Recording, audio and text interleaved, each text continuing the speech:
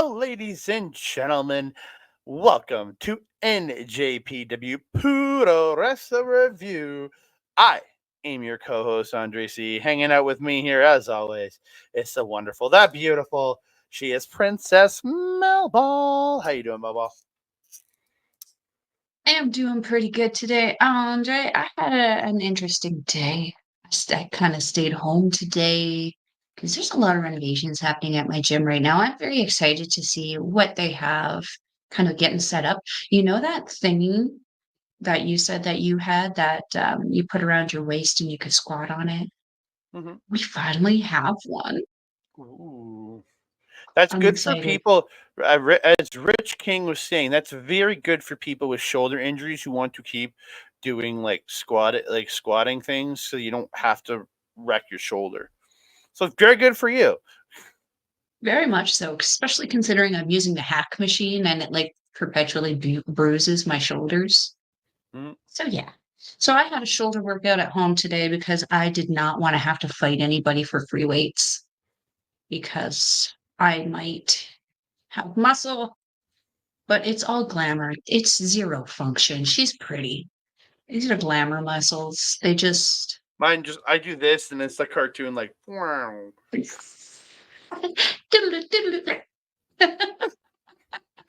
Oh, Andre, how are you doing today? I'm doing good. I went to work today. Worked my job today, and did some work, and then finished this show at 6:03 a.m. today. Well, that's impressive.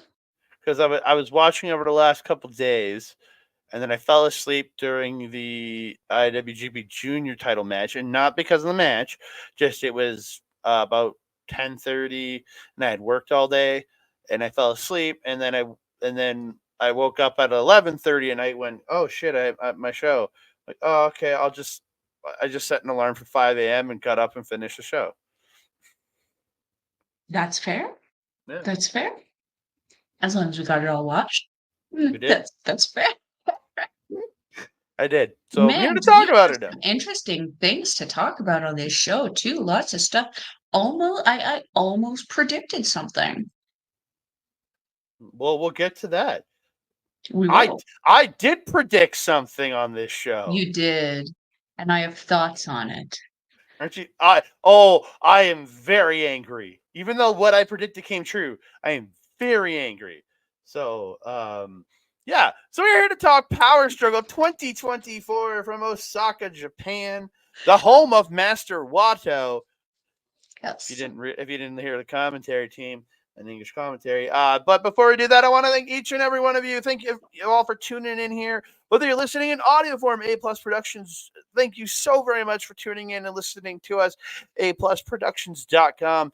You can find us on the A Plus Wrestling feed over there. Just add us to your podcast catcher of choice. Give us a like. And go over, join the Facebook page, and you can join in with some great conversation with some great people over there. And if you are watching on the YouTube, thank you so very, very much. We really do appreciate it. Joining us right here at Andre at youtube.com/at Andre and Melball Wrestling Talk. We appreciate you. For those people listening on Impulse Productions, I want them to know our page, our YouTube page. Thank you so much. Please like the video, subscribe to the channel, comment down below. Don't forget to share that, tell your friends, family, and those that are just full of all the high voltage. And don't forget to hit that notification bell so you can be alerted every time we drop a new video. Ding dong. Hello. Oh man, I have things to pop off on this show. I'm excited to see what we agree and disagree on. It's going to be an interesting show. Like, overall, I thought this was a very good show. Like, Oh yeah. the show overall, like the way they told some of the stories on this show, Mm, and for most of what they set up, I am very happy with, except for two mhm. things. I'm happy with the thing they set up, but I'm unhappy how we got there with one of them. The other one, I'm like, ugh, come on, really? I knew it's where we were going, but come on, really? I have opinions. Yes, I think we might have something similar to say on some things. I I don't think we know. do. We'll have to see. We'll see. We'll see. Yeah, but you're right. This show brought out a lot of emotions for me. Some of them for the right reasons, some of them for the wrong reasons. We're gonna Mhm. go through it. We're gonna unpackage this trauma together. Yeah, let's unpack it all together. We're gonna get to that. So I'm gonna bring the graphics here for those watching on the video version. We kicked it off with a six-man tag team match. It on the kickoff show is Ninja Mac, the DKC, and Yo taking on Tigre Suicida, which is Capitan Suicida, and Tiger Mask, teaming up with the Young Lion Show Makato. Um, I really liked Suicida's gear here. Very Mayan influenced here. Very, Yeah, very much so with all the LED lights and everything. Very, very cool. yeah. And then his gear almost seemed like a tribute to Max Moon. I don't know who that is. Conan's WWE gimmick from the 90s. That's probably why I don't know. If you go and look up who Max Moon is and you look at Capitan's gear, it was very reminiscent. But he was in Melball Purple, so He was. The purple was appreciated. yeah. I will say this to DKC's gear. I much prefer this blue and red gear than Mm, that god awful yellow or the basic black gear that he has. That yellow yeah. is just god. Like Captain Sudacita wears yellow perfectly. DKC does Plus, not.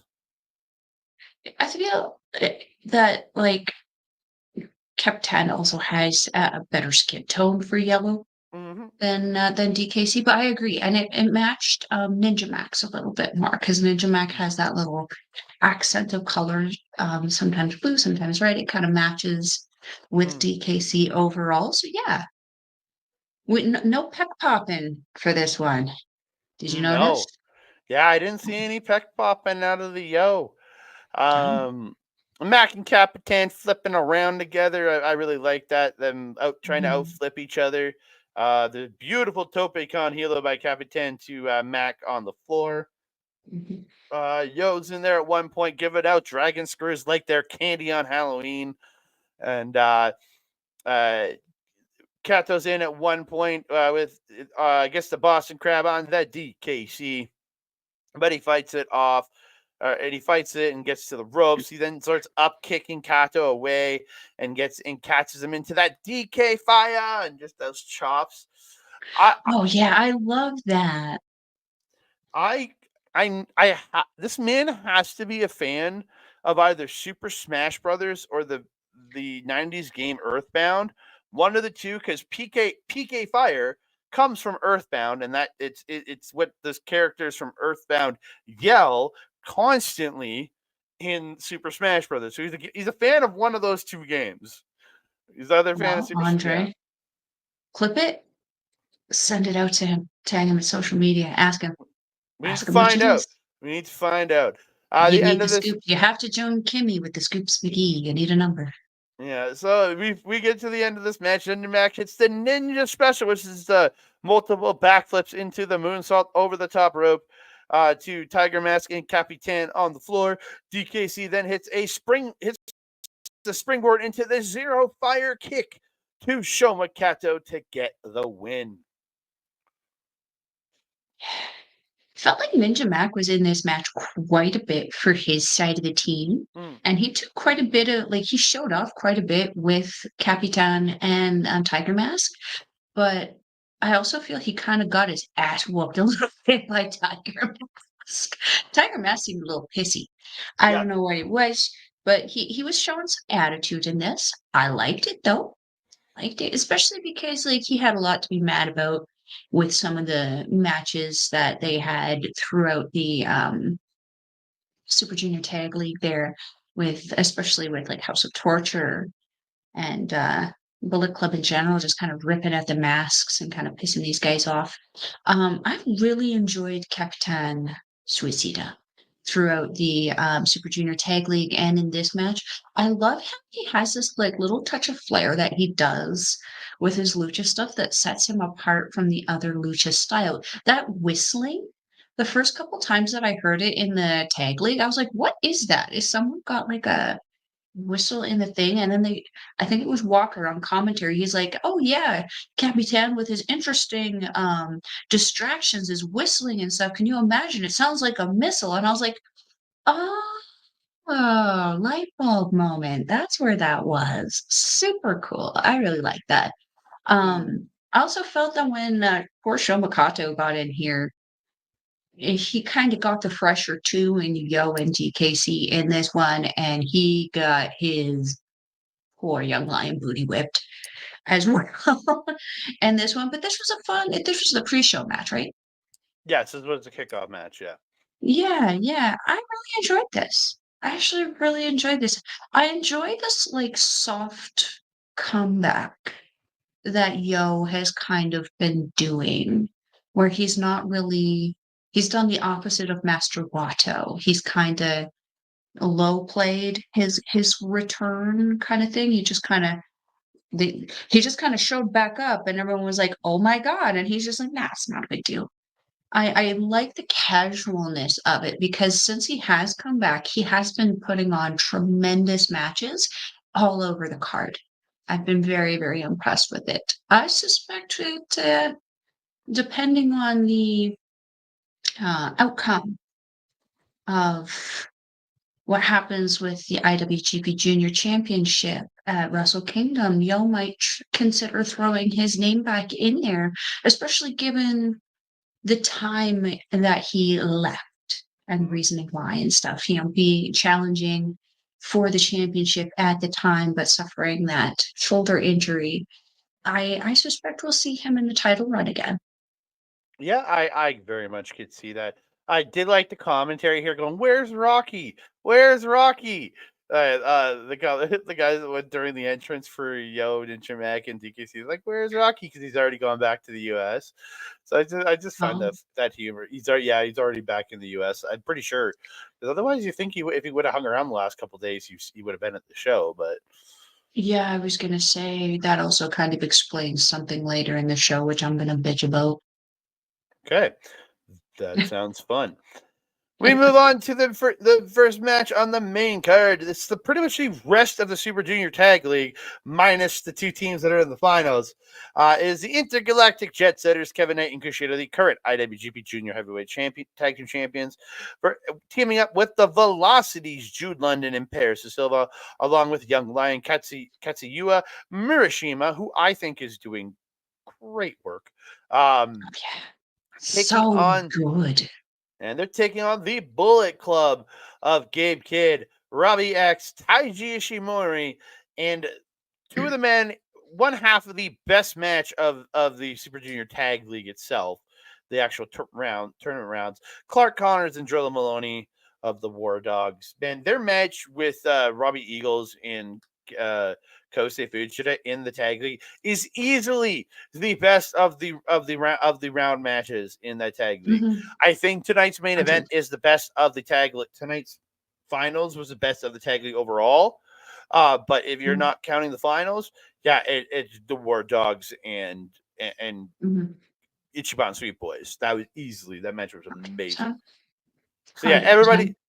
everybody's in brawling. The Velocities hit this back handspring stunner into a German on Ishimori. I was like, I like that. Um, Mhm. yeah, just a couple other spots here. Knight hops over the double leg and gets a double backflip double kick to the War Dogs. Was really good. Connors does get a huge gore on Knight, and Kushida falls up with a huge lariat to Connors. Just crazy stuff. So there's a beautiful tornado kick into the corner by Robbie X to one of the Velocities, then falls over the shooting star pressed. And then he gets caught by the other. Then he ends up running at the other Velocity. Again, I'm not sure which one's which, even in my head. I know they're two completely different people. Just it's hard for me to keep track. And that one catches him Um, with the Spanish Fly. Great little sequence here. Jude is the one with all the tattoos. De Silva is the one with no tattoos. I didn't write down which one it was. I just said a velocity, then the other velocity, so I still don't know which one. Dude, when kids shop Murashima the first Oh, time, oh, I oh, think the I fell for that boy. Walker Stewart, after that point was just he's just a boy. Mhm. He's just a boy. And I'm just sitting there, think of the children. No, weaponize the children. What? What? He clearly needed it, man. Yeah. So the end of this match comes. Um, Robbie X does an assisted rope walk corkscrew moonsault to everyone to all of his opponents on the floor, and then Mhm. they just go to work on Murashima. War Dogs hit the hit and run. Robbie X off the top with the I can't remember what the name of it is. It's a spiral tap off the top. Ishimori then hits a bloody cross. Connors hits no chaser. Drilla hits a Drilla Killer, and then Kid finishes it with a pile driver for the win. And I'm just like, they just murdered this boy. Yeah. Yeah, and I sent you a Oh, picture on Instagram of Drilla Maloney hitting the Drillakilla on Murashima, and the smile on his face was, oh, it's like, disturbing. it was Disturbing. unsettling. It was so unsettling how happy he was taking joy in destroying this poor boy. Holy fracking shit. Mm, But if there was any question any any question whatsoever about the Bullet Club and its dominance, uh, I beg you to reevaluate that question. After watching this match, these guys picked apart some of the four of the best technical guys that they had in that Super Junior Tag League. They picked them apart methodically, sadistically, alienating Murashima for that beatdown at the end. Mm. It was mm, so great, though, the story that was told there. So good. Because this really does set up War Dogs again as the most dominant faction in the company. mm. It's crazy. It really is. It really is. So we Mhm. move on to an 8-man tag team match. Sorry, this is the rest of the Super. I forgot about these Super Juniors. So a few more Super Juniors in here. It is the Skateboard Bros, or as I like to call them, the Skate Bombs. Dragon Dia or Dia, whatever you want to call them, and Ryusuke Taguchi, the Gooch, teaming up with the jacked as hell Tomoaki Hanma. Mel just messaged me when she was watching this show, going, "Man, Hanma is jacked." He was the most jacked one of all of these men. Mm-hmm.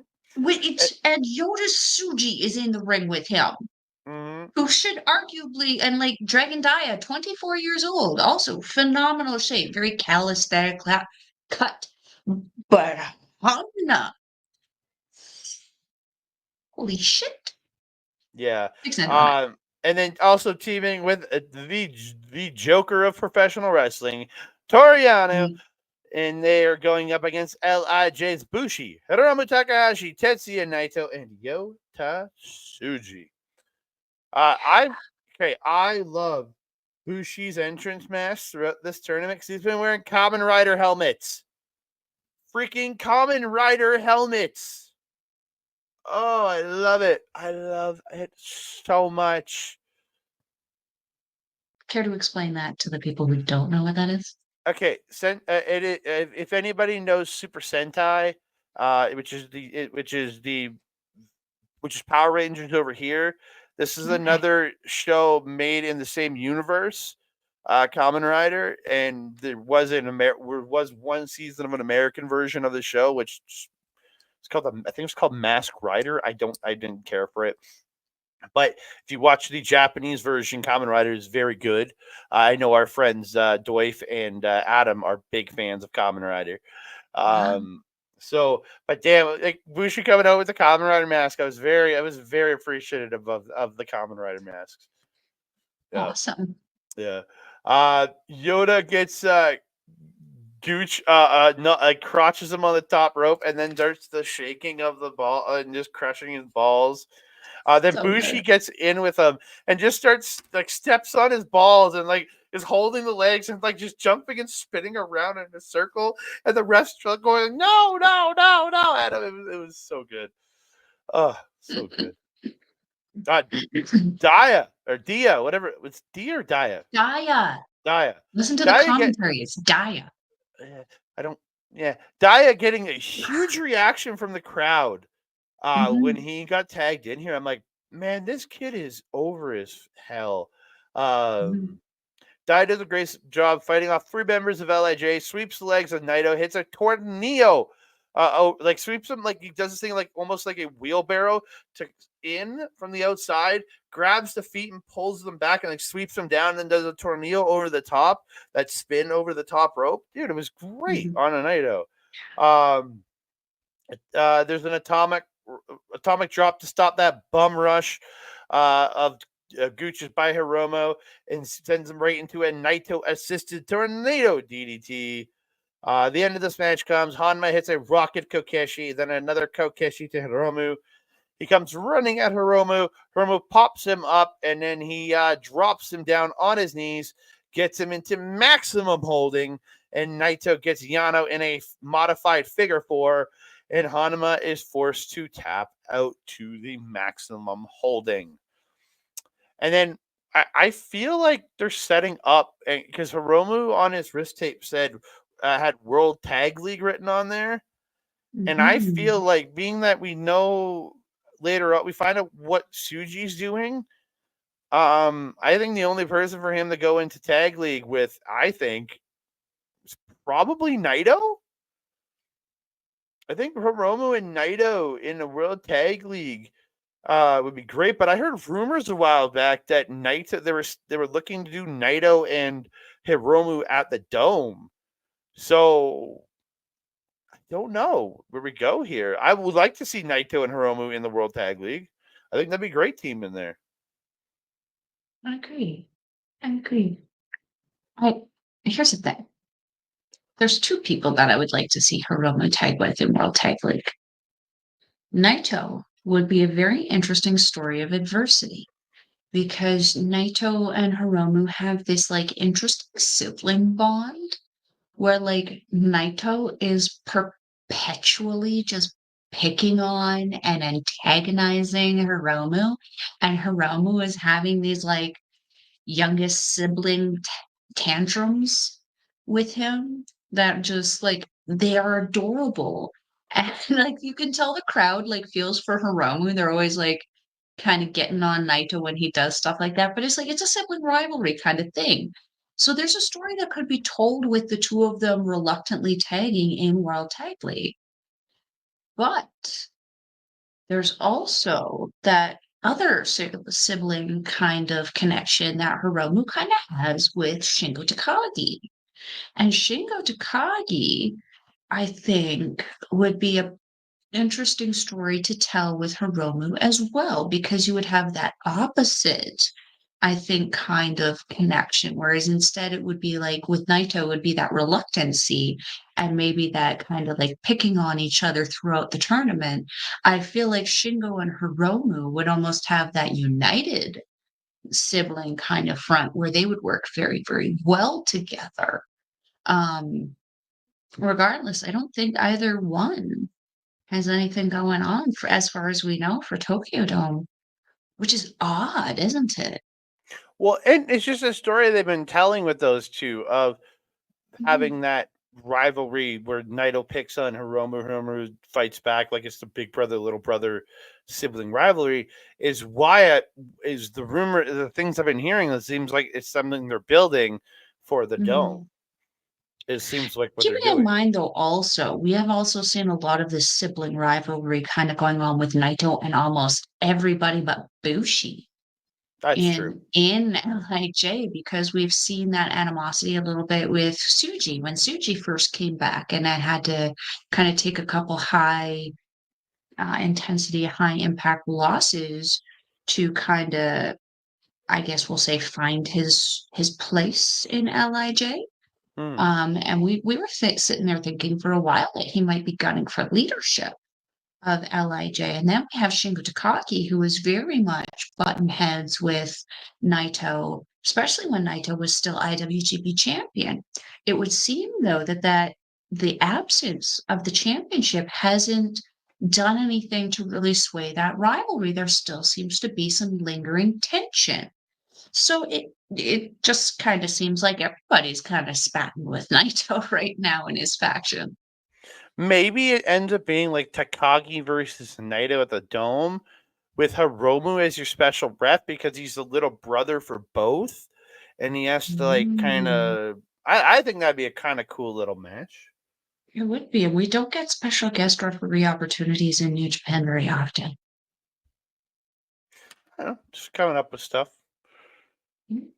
All right. So we move on to the first really match that kind of matters more on this show because this is directly leading to the Wrestle Kingdom angle, but I still don't give a shit about this match because it's evil and Red Narita.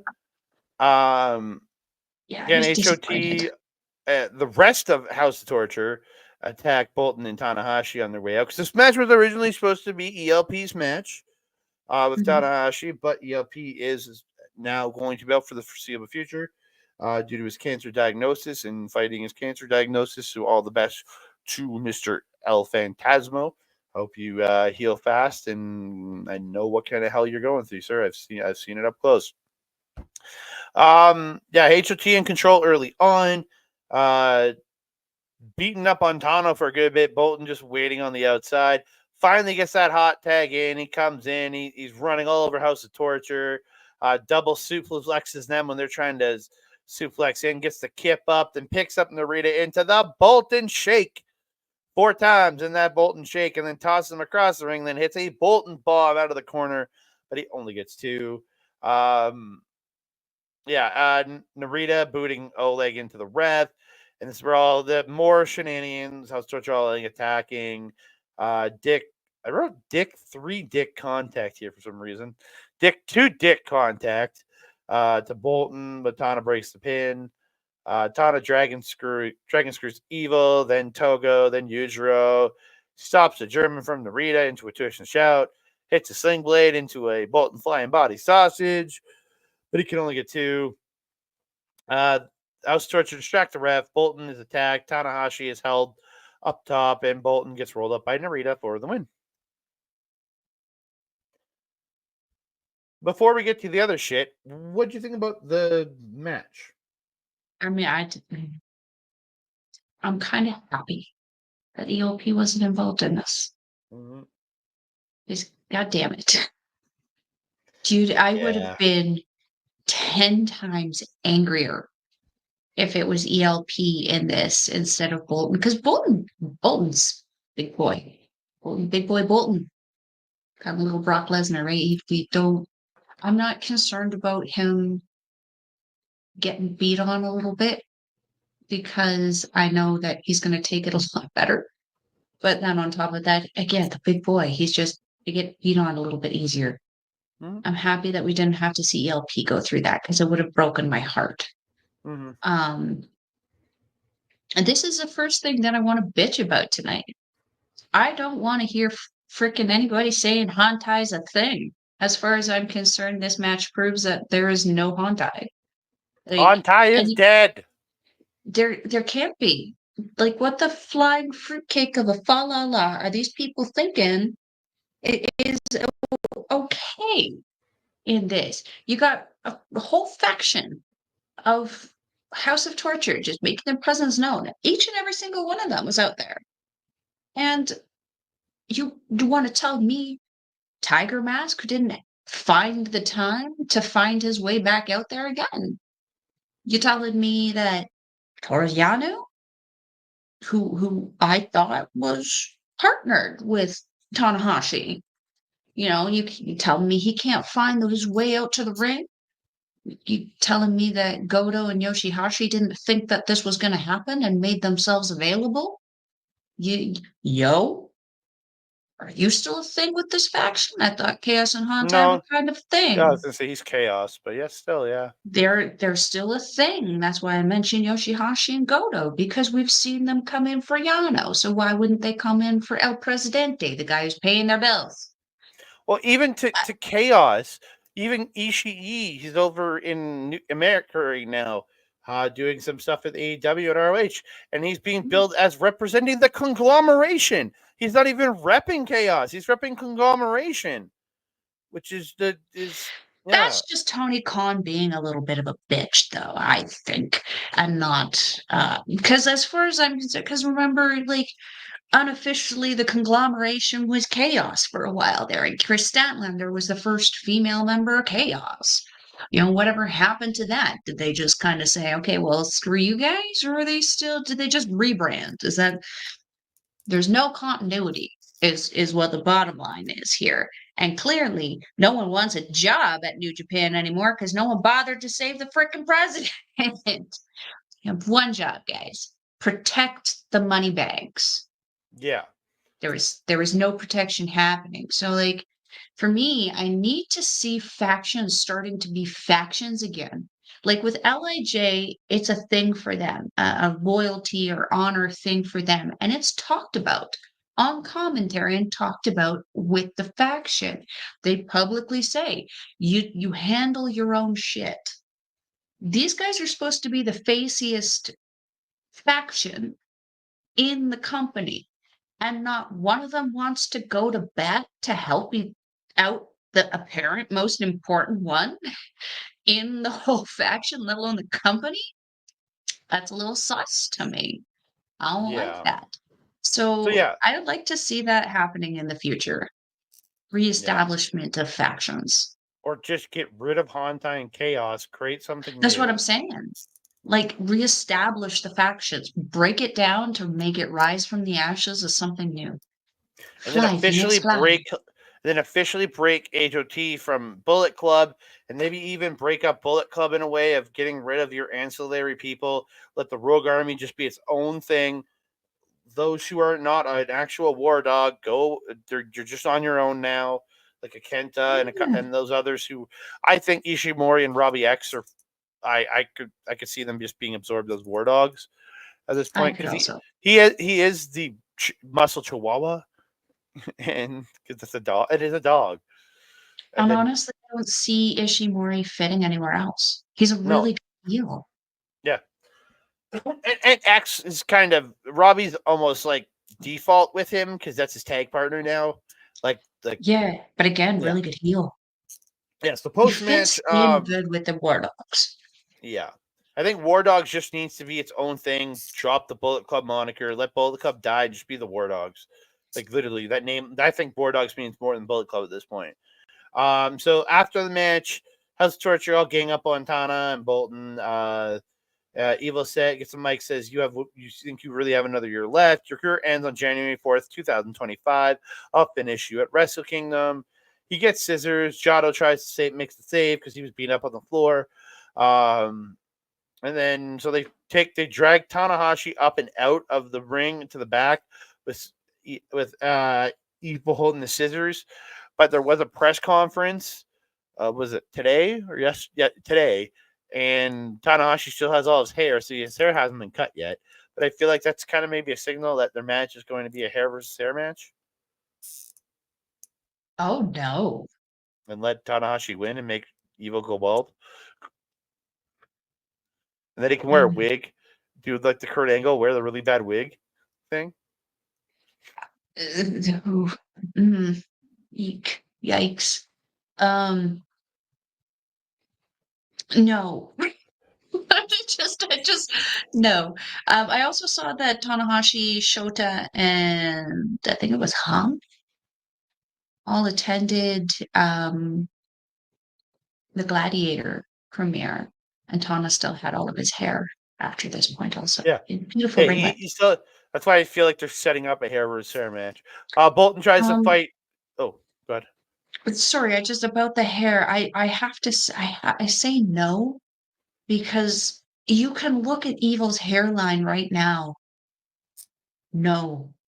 You remove that hair, oh sweet baby you won't be able to it's hard to take that man seriously right now.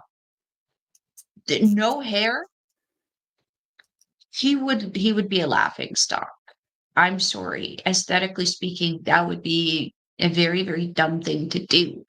But you also can't take away Tanda's hair.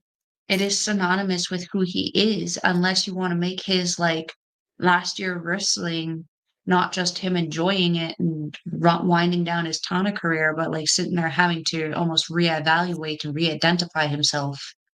No, leave the hair alone, please. Yeah. No touchy.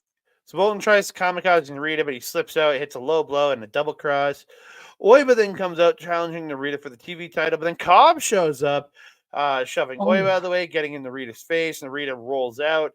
Oiba and Cobb start shoving each other, and we'll talk about this at the end of the show because there was some announcements made today for Wrestle Kingdom.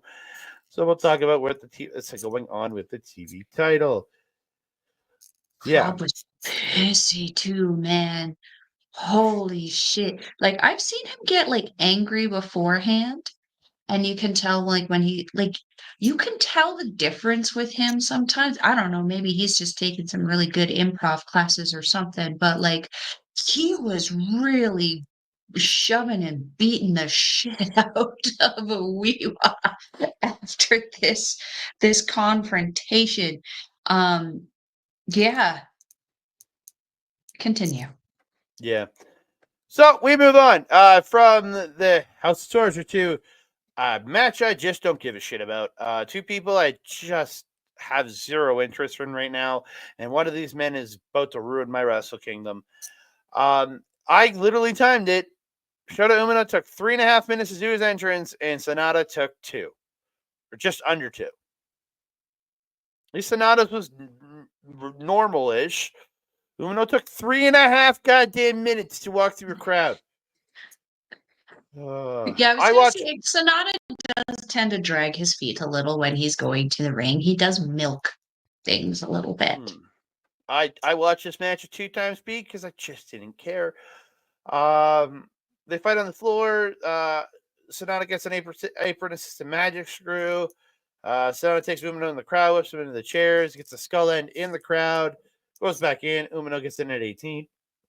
Umino hits his over the top apron DDT thing that he does with the guy in the ropes.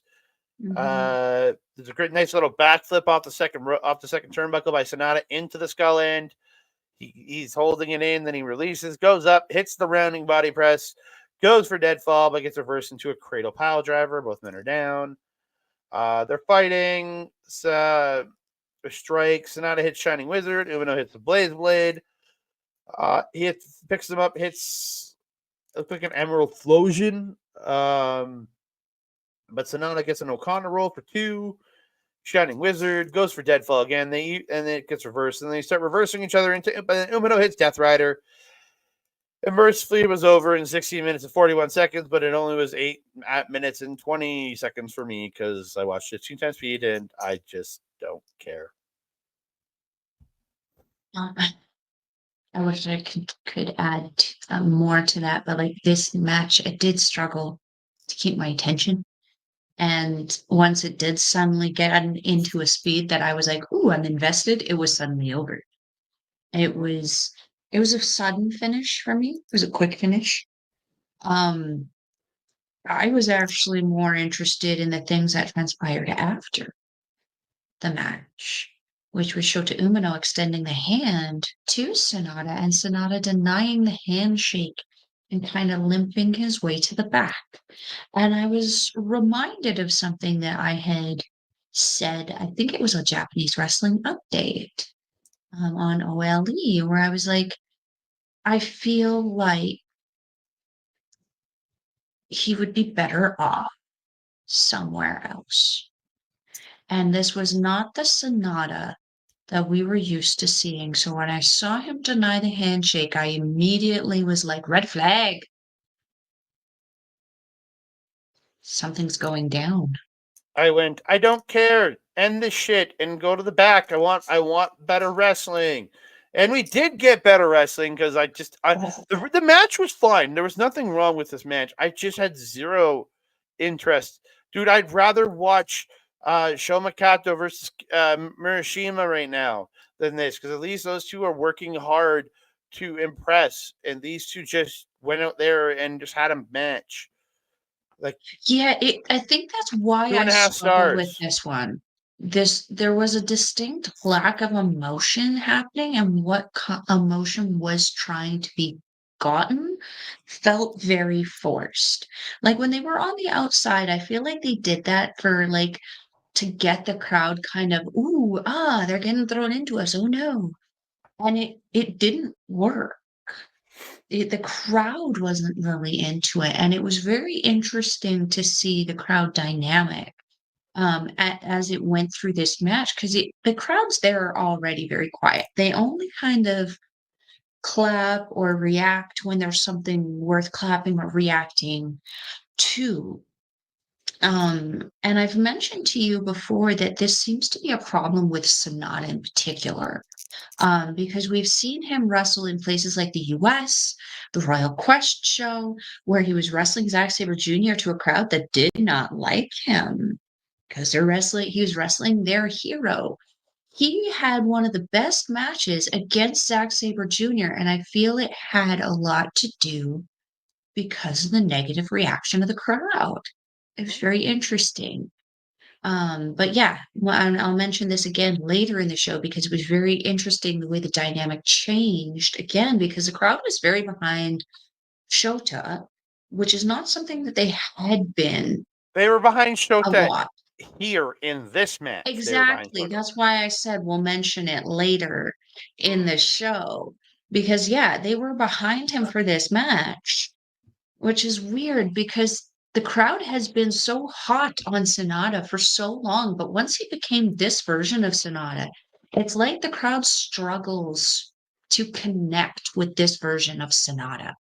Oh yeah. The skull end and then cold skull Sonata was the prime of what he was for how little character work and charisma he needed to portray that character. This character just feels forced. It feels laborious to watch, which is unfortunate because his wrestling fundamentally hasn't changed. It's just the look has. It's interesting how much it impacts the character overall, isn't it? Yeah. So we Mhm. move on to a great match. The Oh, IWGP World IWGP Heavyweight Tag Team Championships. It is TMDK's Mikey Nichols and Shane Haste defending against the United Empire's Great Dokkan and Henare.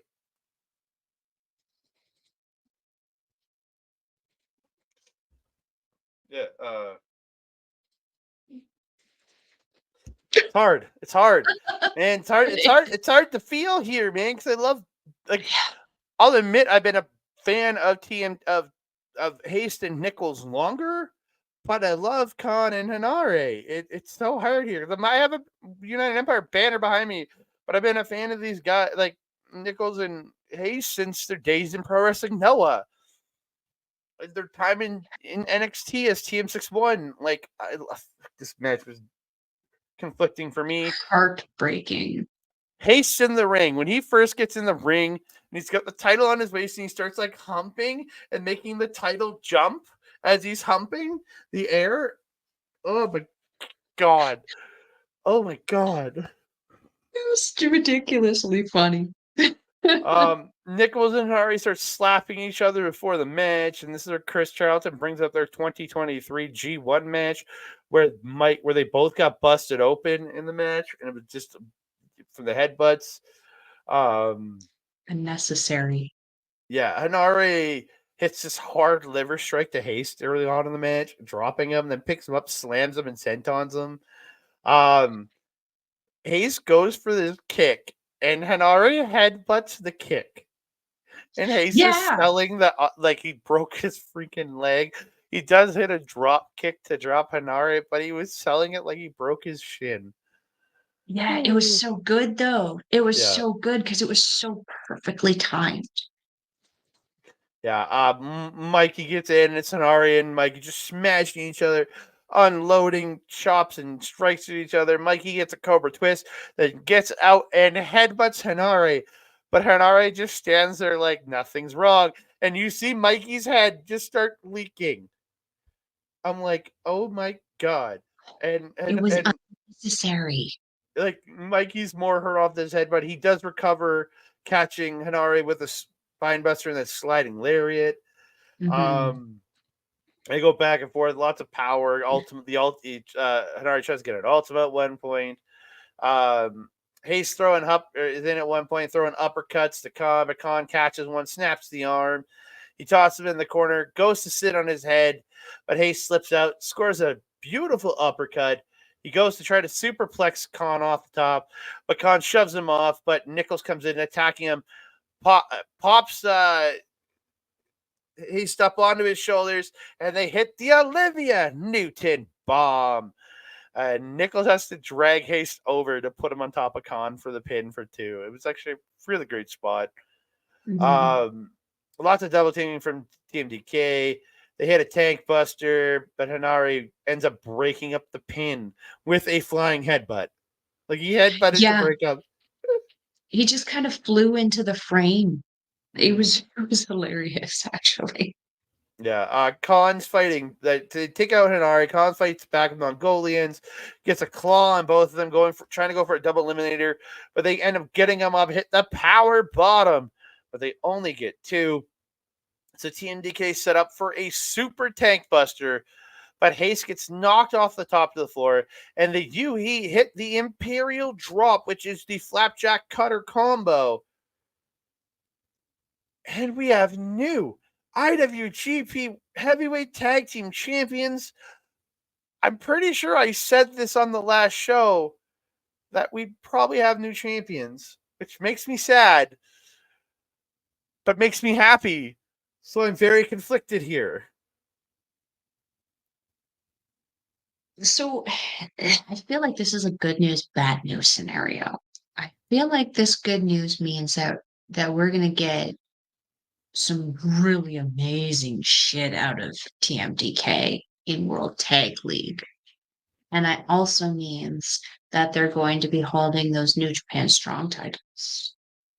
And they're going to be coming over to the US more, which Friday. increases it increases the likelihood of us being able to see them. Just saying. Um, I stand by what I said though on Japanese Wrestling Update about this. I don't think this was the right combination of Empire to give it to. I don't feel that Okan and Hanare have necessarily proven as a tag team that they are champion worthy. Independently, absolutely. We have Henare, a former never open weight champion. And man, was he a dominant champion. And we have Okan, the current AOPW champion. Now a double champion. Is there another double champion in the company, or is he the only multi-belt holder? Yeah, only multi belt holder, I think. Unless So you want to consider Kevin Knight carrying both his IWGP title plus the old War Dogs title.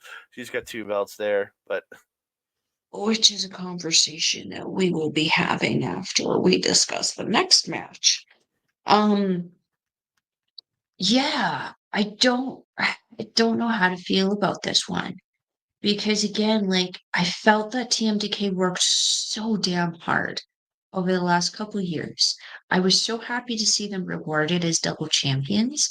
I don't feel this is a punishment by any means, but it does feel like a a quick bit of a quick loss for this one. I would have liked to see them at least hold the titles until Wrestle Kingdom, because I kind of wanted to see them in that kind of scenario. Because I feel they've earned that. They've worked very very hard for this company. I felt that they earned that. The World Tag League is an opportunity for them to earn it back though, and potentially be in that situation anyway. So here's hoping. well, that's what Um, my literally what I wrote is hoping that TMDK win the tournament this year, and they're the ones getting the shot at Wrestle Kingdom, and possibly we get a very golden outlook for TMDK at Wrestle Kingdom. Everybody's holding gold. Sure. And then that's all well and good. The next thing that I wanted to kind of loop back to, though, is if I'm United Empire, I'm now kind of looking back at the faction and going, is TJP the most credible leader? Henare is our leader. Henare is our leader. Henare, no. You have the only double champion in the company in your faction. And he's not considered your leader? But the one title, he's about to lose. He's losing that in 2 weeks to Suzuki. So it really doesn't matter. He's not going to be double champion for long. Even when he loses it, he's still got more gold than the current leader. I know. So I'm saying. But I'm saying Henare also had a never title run this year. So that's why I said Henare is our leader. Henare is our leader. Henare is our leader. Currently have it, and arguably hasn't. Oh no, wait. Let me finish. Okan has also held never openweight championship. So has he? Pretty sure he has. I think so. Check it. Regardless, I feel that Okan has held more titles than Henare has in this company. Could be wrong with that though. Because Khan has a tag titles, so is Henare. Henare said never titles. Nope, KOPW and tag team. That's it. Yep.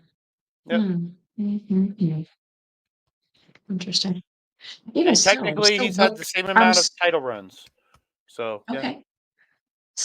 Still, though, I'm looking at United Empire going, Henare is our leader. No, my guy, you need to get off of that horse. That horse is going to roll you down a hill. Cobb is our leader. Cobb is our leader. I didn't want to be the one to say it, but I feel like Cobb would actually probably be the more credible leader. I love TJP. I love him so much. He's such a talented wrestler. He's got such a talented gimmick. Like the gimmick is so cool. He's got such a good story. He's so creative.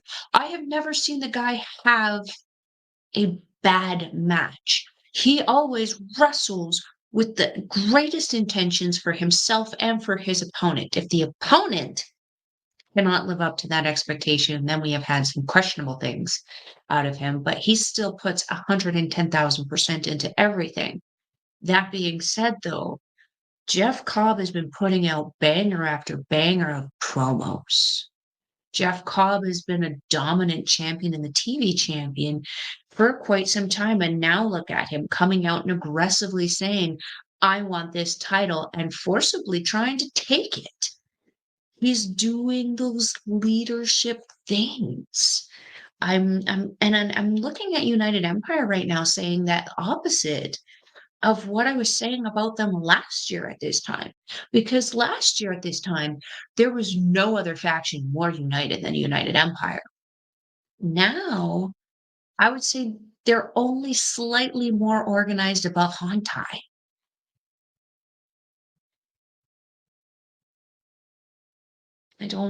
I'm concerned. I'm interested to see where they take the story, though, because there are so many angles that they could take it that would actually work out very well for them and make a very interesting and fun story, especially to set up for Tokyo Dome.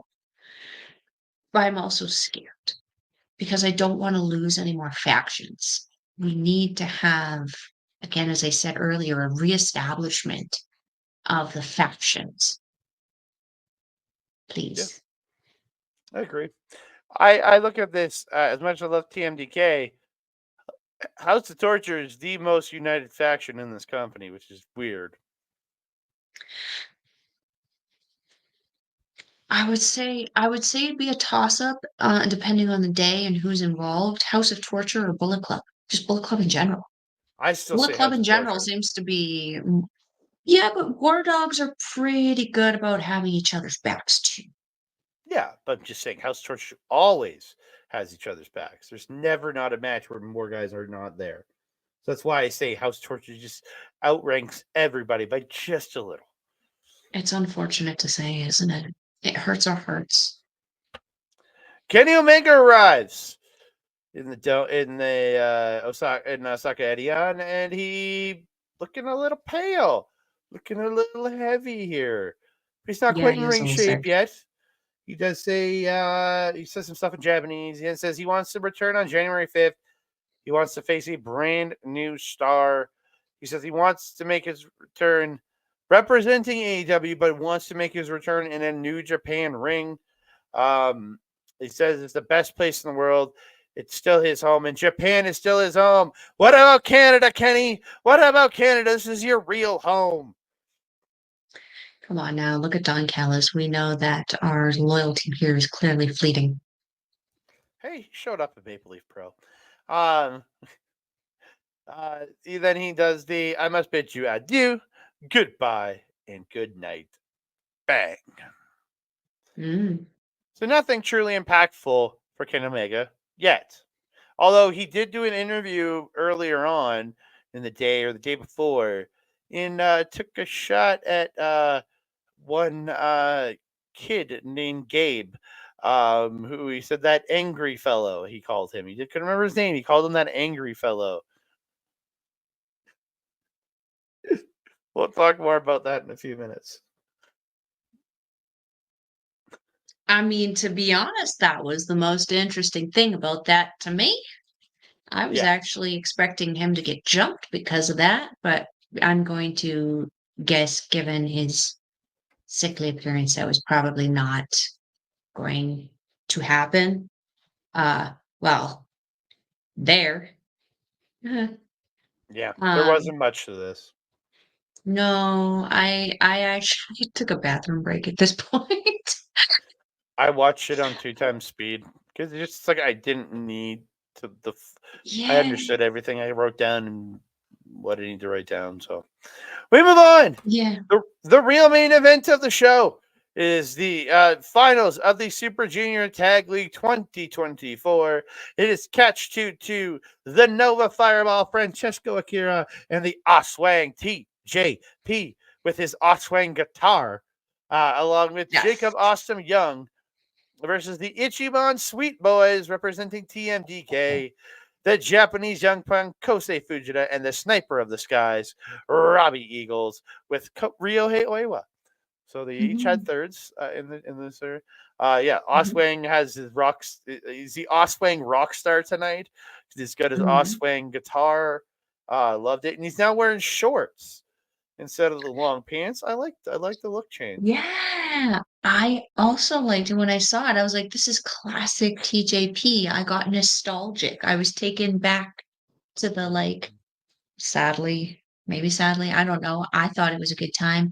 I was taken back to like the 205 Live kind of TJP. Hmm. I was just like Yeah. happy. Um, he looks freaking jacked here. Yeah. We're All these guys thankful. look great. It's thankful that it's a combo weight of the team and not Mhm, individual weights here in the tag team division, in the junior tag division. That the mhm, teammates have to weigh into a combo, so Akira can drop weight as CJP gains weight, I guess. If you find somebody small enough, Great O'Khan could technically enter this tournament if you find somebody small enough. Maybe bring like Hornswoggle into the UE next year, and you could have Great O'Khan and Hornswoggle in the tag league in the Super Junior tag. That'd be pretty funny. what? Or He's you can green. try to He's convince him to green. let It Maki works. Ito. Try to He's convince him green. to let Maki Ito in there. He's green. It works. He's a little green Or dude, so it Saya works. Ida.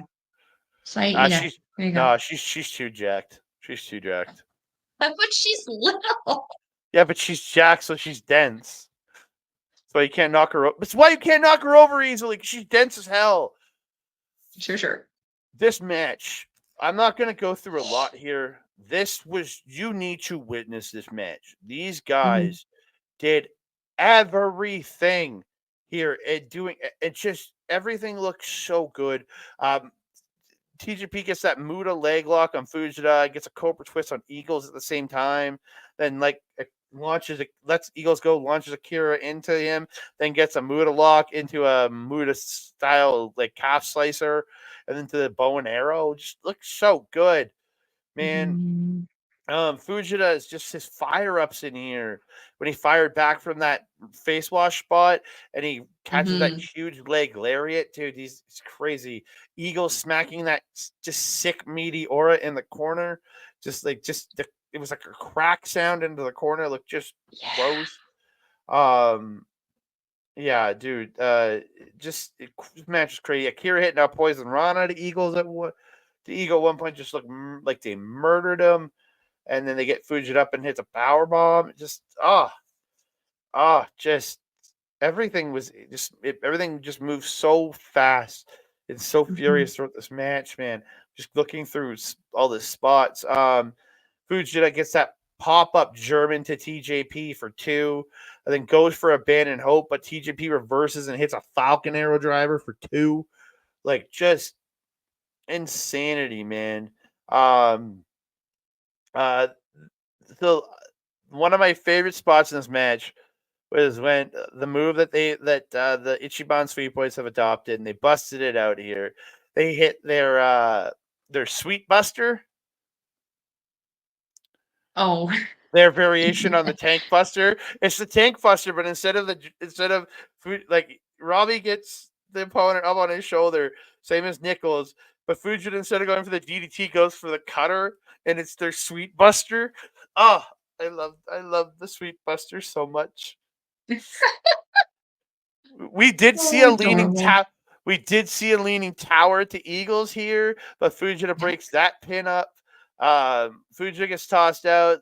UE misses that knee. They go, and then TMDK go for that sweet buster again, but Akira kicks TJ. Then Akira kicks TJP, and they're trading pins. Akira gets tossed out of the ring. TJP gets hit with a kick. TJP reverses the turbo backpack into a pin for two. Then Eagles flips him over. Ida Bashi style pin. I don't know what his version of it. One, two, and I almost thought it was a mistake. Three, because just the way TJP kicked out right after. Mm. Perfection. TMDK wins the Super Junior Tag League in what was an amazing match. Like these, if you're gonna watch any match on this show, watch the real main event of this show in the Super Junior Tag League. As much as I love the main event, this was the best match on this show by far, in my opinion. I mean, I liked the semi-main just a little bit more than the main, but Hmm. yes, this I couldn't even write anything down. This match was so fast, so good, but the way these four men just all flowed so effortlessly and just quickly together. Like once the speed started going, it was just go, go, go, go, go. They did not stop. There were no breathers. It was just into the next thing, into the next. It was so great. The last 5 minutes of this match, though, oh my God. With the near pinfalls, the reversals, the just like it would be like one, two, this match as a wrestling fan was emotionally exhausting. I started Emotional text damage. yeah, like well, no, it was not damaging. That would insinuate it was bad. Oh No, no, no, no, no! this There was was emotional great. damage because they hit each other, it broke my heart every time the team would hit each other because I'm such a big fan of both teams. It was literally so much emotional damage here. Same as the Okay, last match. okay. Calm down over there, Kimosabi. Uh, Um, but yeah, the last 5 minutes of this match were just emotionally exhausting for me, just because it's just on the edge of my seat entertainment. Like, just hats off to all four of these guys. Fracking insane. But at some point in time, I will need to have Fujita and Akira one on one because holy frickety frack frick frickin'. I think that would be that's a golden nugget that they're sitting on that they haven't banked upon yet. Honestly, in 3 years' time, that could be your Wrestle Kingdom Junior Heavyweight Title match. Oh fuck yeah. Yeah. Hell yeah. Oh, take us into what happened afterwards though, because So that's another thing I need to comment on. So Chris Charlton does make a comment that Gabe Kidd has attacked Kenny Omega in the back, and they said they don't really have any updates and they don't even get anything. So TMDK get their trophies. They end up shaking hands with United Empire. They do the speeches. Fujita says the TMDK era really has arrived. And then he makes the official challenge to Intergalactic Jet Setters for the championships at Wrestle Kingdom, and calls them out. So the Jet Setters come out. They say they accept, but they said, "Where's Catch 2-2?" So 2-2 roll back in, and he goes, "They beat us." And he says, and then they just say, "We'll see you at Wrestle Kingdom," and you're like, "What the fuck is going on?" And then the War Dogs attack, and they lay everybody out with chairs. Julia says they chewed up and spit out every junior tag team in the division. There ain't no party like a War Dog party, and it ain't Wrestle Kingdom without the War Dogs. Yeah. So I wrote this note before I heard other things. I think they're going to go back to doing the four-way junior title match that they used to do with Kushida and the Young Bucks and Red Dragon and whichever other team would be a part of it. That was the staple. It was the first match on the main card. It was a staple. But I'm fine with that if it happens. Mm-hmm. But why the fuck did we sit through a week and a half of Super Junior Tag League to set up a four-way? What the fuck did we? So I essentially just wasted my time for the last week and a half watching all these tag matches, while most of them very good. Mm-hmm. What did this accomplish? Yes, Eagles and Fujita got the trophy, but it doesn't really matter. None of it matters. I see why you're mad about that. Yeah. I didn't know about the four-way. Oh, we'll talk about because that. I'm well, like I didn't know about the past ones is what I meant. Oh yeah, Wrestle Kingdom was always about a four-way. So, like in my opinion, I think that's brilliant. But when you put it that way, yeah, Super Junior Tag League. If the point is to have the team being able to face champions at Wrestle Kingdom, it kind of does make their victory redundant, especially if they don't win. That being said, and this is something I've been waiting to say for a bit, and I've said it to you privately a few times, was carrying around the War Dog straps maybe the wrong idea on Kevin Knight's part? Because if I like, I've worked with dogs. Now, I worked in a training facility. I've worked with aggressive dogs. You dangle a bone in the fucker's face. Do not be surprised that he bites you.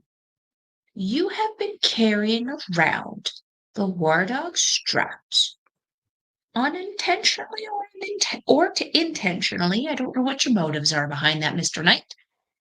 But you have been dangling bones in the War Dogs' faces. I am not surprised that y'all got bit. And I'm honest, what I am surprised about is that you didn't get bit harder. That was all you got out of that situation. But that being said, if the four-way is what we are going to get at Wrestle Kingdom, that means we have now 2 months of very angry War Dogs. Is Kevin Knight going to make the decision to continue taking around those straps, pissing those guys off more? And what could that actually mean that they are keeping the straps around? Is that a foreboding omen to actually say that those are going to become the straps again? Because if I'm in charge and I'm not planning on giving those belts back to those guys anytime soon, I'm going to be like, just put them in the closet until we're ready for them. Bring them back out again. I agree. The fact that they haven't gone away yet is very ominous. Wouldn't you agree? A little bit. So, to the point of the four ways, Wrestle Kingdom 8 in 2014, which was not the first Wrestle Kingdom I watched. No, it wasn't. Young Bucks versus the Forever Hooligans versus Suzuki Gun, Taichi and Taka Michinoku versus Time Splitters. Wrestle Kingdom 9, the first Wrestle Kingdom I watched live ever. Red Dragon versus Forever Hooligans versus Time Splitters versus the Young Bucks. Wrestle Kingdom 10 was the Okay. Young Bucks versus This is Red gonna get Dragon expensive. versus Seidel and Ricochet versus Roppongi Vice. Again, 3 straight years of that, and it feels like that's what they're going back to. Well, if that's the But case, again, they might have to consider rearranging the tag league or maybe trying to figure out a different yeah. scenario for the winner of the tag league. But like four-way tag team match for the titles is something that I'm always here for. But if it's at the expense of somebody else's win that they won on their own, I'm not really for that. With that Yeah, being like, said, this is the opportunity to have the four best tag teams in New Japan, period. Aside from TMDK, the bigger TMDK, the big boys, the big TMDK, the supersize TMDK. um, it's the four main teams that are the most credible teams that New Japan has. You couldn't ask for a better match. I always thought the supersized members of TMDK are Hartley Jackson and Bad Dude Tito. Thought those were the supersized members. I mean, I haven't seen them tag yet though. So No, they like haven't they never could tagged, be. but they're the supersized members of the team because there's regular, there's small, and there's supersized. But like calling Nichols and Haste regular kind of sounds like Yeah, belittling and condescending. a little bit, but they're okay. Normal size, whatever. Medium size, It's whatever. just moving on. Moving Yeah, on. so Oh, yeah, there there they they are. got their belts, and then the War Dogs cutting that promo afterwards. Whew. Drill looking pretty cool, and Connors looking jacked as shit. Oh So, God, I mean, both of them are. I well, Connors really, here. really liked Drilla's pants though, with the red accent. Very, very cool. I'll say this: Connors looked far more cut than Drilla did tonight. I thought Connors looked insanely cut tonight. Like, Which is yeah, interesting considering how pale he is. yeah. We move on. Semi main event of the evening. Semi main event. IWGP Junior Heavyweight Title match. It is Douki defending against Master Wato. No black hair. Black gear with blue accents now, which is far better than the just straight up blue. Wato's first His singles. Oh, his intro jacket reminded me of Yuna Mizumori so with the sparkly, shiny dangly bits. so Yeah, I sparkly. loved it. First singles match of 2024. They did show a highlight video of his time in recovery, and Chris Charlton said there will be a documentary about Wato coming out on the YouTube with English with dubbed in English very soon. So Hey, cool, cool, cool. Look forward to it. yeah, this match was really good. Like these two having like reversing each other early on, just kind of Wato really trying to find a way through Doki's uh move set here. Like it looked really like these two I thought worked super good together Mhm. early on. Doki getting a head scissor submission, then gets an armbar added in, but Wato getting to the ropes. Doki goes over the top into the ring with an arm dragging Wato, sending him out. Then hits a baseball slide. Doki then to the top. Wato ends up pulling him to the apron for the German, but he fights it. But he gets hit with a kick, but Doki manages to hit a DDT onto the apron. Doki goes back to the top, hits a Doki bomb, which is a senton to Wato on the floor, looking like he almost crashed into the barricade very awkwardly. Um, Yeah. yeah, these two just look great. There's a spot where Doki went for Daybreak, but Wato catches him and turns it into a Tenzon Tombstone driver. Oh, So TTD. good. So Yeah. good. Yeah. Yeah. There's a head scissors into Recitamente by Master Wato for 2. These two just going back and forth. So good. Such good stuff here. Wato getting a new move where he gets Douki up into a torture rack. A torture rack Samoan and then into the Samoan drop. But he can and then hits this hard kick, but he only gets 2. He hits the high angle German, only 2. The end of this match comes. Recitamente gets reversed into a Doki Choki. He reapplies it a couple times, re-rolling them to center, but Wato ends up reversing out at one point, and he goes. Doki gets him in and hits a DDT, and then hooks him right back into the Doki Choki, and Wato passes out. And Doki retains the championship. Post match, though, El Desperado did make his return, and he does challenge Doki for Wrestle Kingdom. And then he turns to Hiromu Takahashi and says, how does it feel to be left out? He makes a comment saying, how does it feel to be left out? And then I'll deal with you afterwards. Everyone gunning for Hiromu. Mm-hmm. Everyone gunning for Hiromu, because we'll mention that in the next match as well. What to add? Will Okay, we? so Oh, yeah. I know what you're talking about. yeah. Took Oh, me a yeah, second. yeah. Doki usually comes out with a very particular, kind of scowl on his face. He's definitely got like the angry face kind of going on. He didn't come out like that. Very stoic in this match, very calm, made his way to the ring a little slower than usual. I would say taking a Sonata-esque entrance, taking the slow walk, walking around the ring, pacing himself, really taking it in. And I loved it. It really set a very important tone and for the struggle that was happening between these two guys. Because man, was Wato working so hard. You could tell he was just giving this like, I have to updo you. I have to outdo you. I have to upsell you. I have to do this. And Doki was almost acting like that there was times where he was just the defiant champion, "No, you're not getting my title." But then there was moments like when he was in Vagabond where he was scrambling, just struggling to get to the ropes, and you could see the worry just on his face, even though most of it is covered. You could see the intensity, the worry in his eyes of the scramble trying to survive the onslaught of Master Wato in this. I loved seeing all the Doki Chokis. I loved hearing Gino Gambino on commentary again. It's just a nice little dear to my heart. The Um, Italian stretch 32. it's the Doki Choki, Kevin.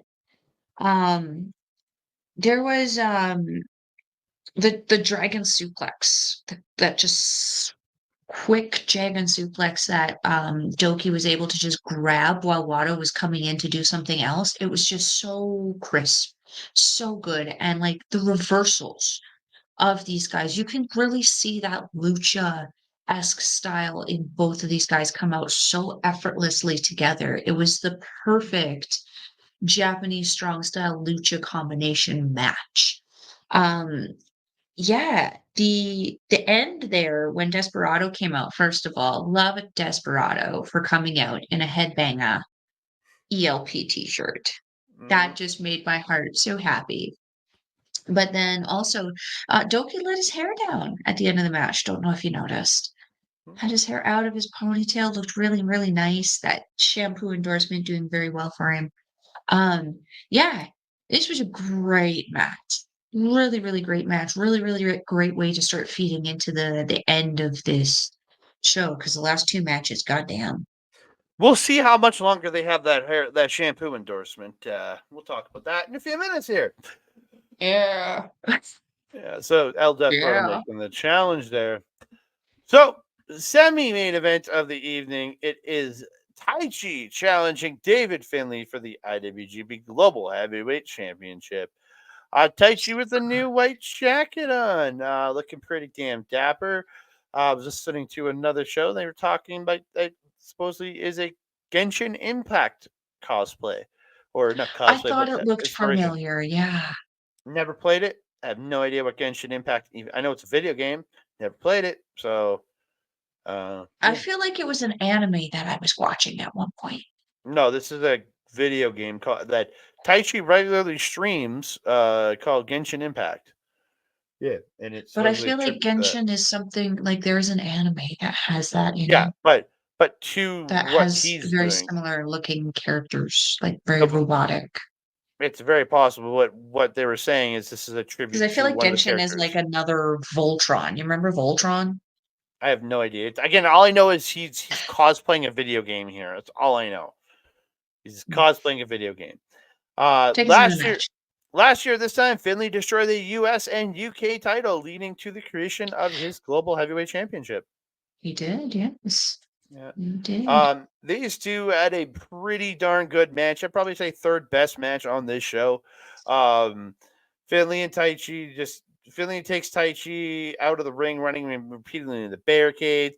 This is where he's getting in Hiromu's face and just Mhm. constantly yelling at him as he's whipping him into the barricade. He ends up hitting a backdrop onto the apron. Uh yeah. Finlay Finley's on the attack in the ring, but Taichi catches him and dangerous backdrops him over the top rope to the floor. I was like, Yeah. oh, this is where he starts running him into the barricade on the floor. And he takes over in the ring. He's hitting kicks and strikes, reverses the backbreaker and sends Taguri. He takes the pants off, goes for the thrust kick, but Finlay scores a Northern Irish curse backbreaker. Um, yeah, they fight out to the apron. Finlay hitting headbutts. The pile driver gets stopped. Finlay escapes a backdrop and gets behind Taichi, runs him into the post. He then whips Taichi into the post on the floor. Back in the ring, he gets a Dominator. Gato calls for 700 power bombs, according to Chris Charlton. But Taichi reverses with a Rana and hits a dangerous backdrop. They're trading shots. Taichi and Zaguri in the Axe Bomber. He follows up with a bridging dangerous backdrop, but again, only gets two. They're fighting more. Finlay hits a Black Mephisto at one point. Overkill gets reversed into Gato Clutch. And then Sonata makes his way down the ring in his tracksuit. And I'm like, in his just fuck out tracksuit. I'm like, this is a weird time to be coming down. We've Okay. also seen Naito do that before too during Hiromu's matches as like a little rib to him. So like initially I didn't think anything of it. I just kind of thought that just arriving late. Better late than never. I was like, oh, so, wow, just five guys actually supporting each other for once. Okay, good for them. Well, Taco's already down there too. Yeah, but he's there to play spoiler to Gato. That's all he's there for. Like he's not actually support. Like, Yeah, he's playing support as the second, but usually these guys don't usually come out for each other on the reg. that's true. That's true. So roll up by Finlay. They start striking each other. Finlay gets a buckle bomb, but Taichi comes back to the thrust kick, hits Black Mephisto, and we have a new champion. But the ref is pulled out. Taichi can't thinks it's Gato. But it's actually Sonata that pulled the ref out, and Taichi sees him, and he unzips the coat, and he's wearing a War Dog shirt, distracting Taichi, and Finlay gets the shillelagh, cracks Taichi over the head, picks him up, overkill. And David Finlay retains the global championship. So Sonata comes in, he takes out Taka, and like Taichi's like grabbing on to Sonata. Sonata picks him up, hits deadfall. Douki runs out and he jumps up on the apron, but Sonata goes at him, so Douki drops back, like saying, "No, I'm not going to fight you." And it gets over, and they drag Taichi out of the ring. And damn, get a new War Dog. I guess we found Jake Lee's replacement. That was immediately my thought too. I was like, well, looks like Gabe Kidd is back in World Tag League. Because could you imagine, especially like we know the savagery, the savage level that War Dogs can unlock in absolutely everybody that they team with? What are they going to unlock in Sonata? Calm down. Hold on. I'm not done. Calm down. Yeah. So to quickly also scoot back to what you mentioned when Douki came down and Sonata ran him off.